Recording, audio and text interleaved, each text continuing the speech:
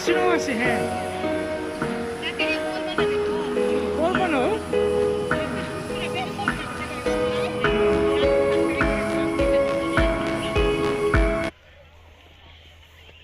আমি আর জাকারিয়া করলাম, বুঝছো? জামানটা হেনে তুইছি। আমি তো ব্লক করতে পারি না, তুমি তো ধরো আমাকে একটু তোলো। বলো হলো, ব্লক করতে পারো না, ব্লক করা লাগবে কেন তোমার? তুমি বলো। হ্যাঁ, আমি ব্লক করতে পারি না, হুম, তারপর আপনাকে বলছি কি আমরা বলছো? এখানে এসেছি, এখানে অনেক ঠান্ডা, বরফ, পা ঠান্ডা হয়ে গেছে।